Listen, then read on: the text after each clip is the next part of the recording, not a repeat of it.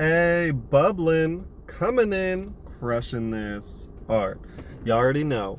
So, happy equinox, right? We just got to Libra season, which is always exciting, scary here for me in Alaska. I'm like, oh my gosh, winter is coming. And it's like, everything's crazy. But either way, in the meantime, we are here and we are able, and we are in Libra season. So, I wanted to talk a little bit about Libra numerology. So, what do we know about Libra? Well, we know it's a cardinal air sign, right? So, if we're trying to mark this numerically, we know that cardinal is 1, right? And air is 3. And you can reference my previous videos in order to understand why, right? This has to do with the elements and how they're broken into the spiritual and corporeal realm as the active and feminine components, right? Or the more real or yeah, the active and feminine components in it.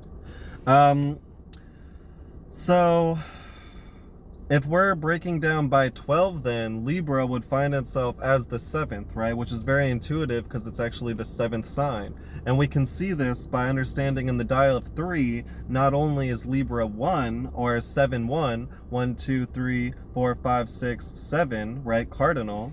In the dial of 4, 7 is air, right? 1, 2, 3, 4, 5, 6, 7, right? Air, 3.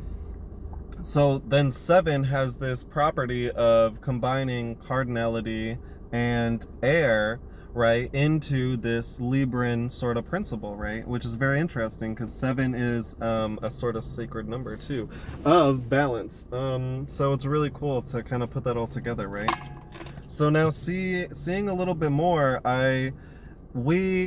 because this is all ratios, right? Everything is in harmony. So when I speak about, cardinal being 1, it's 1 of 3, right? So it's also 4 of 6 corresponds, right? Because now it would be a separate side of cardinality, right?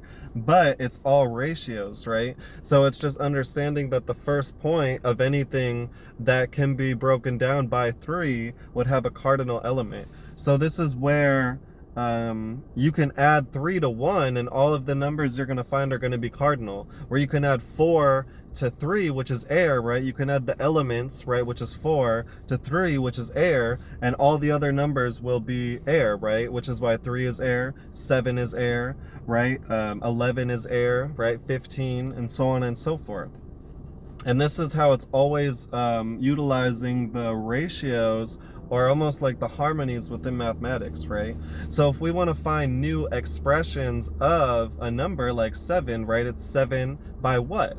Well, it's element and modality, so it's by 12, right? Because once we get to 12 and we get to mutable earth, the 13th will not only be 1 by 3, right? 1, 2, 3, 4, 5, 6, 7, 8, 9, 10, 11, 12, 13. It'll also be 1 by 4. 1, 2, 3, 4, 5, 6, 7, 8, 9, 10, 11, 12, 13. So at 12, we reset when it comes to the modalities and the elements, right? Which is why there are 12 signs, because it combines the 3, right? That yang place, and the 4, the feminine way and mode, to give us a spheric interplay, like a fractal interplay. But so with this understood, we can find numbers, and I can link them into the description. I just went through and added 12 by to 7, right? And kind of stopped when I got near 1,000 because I didn't want to go through too far.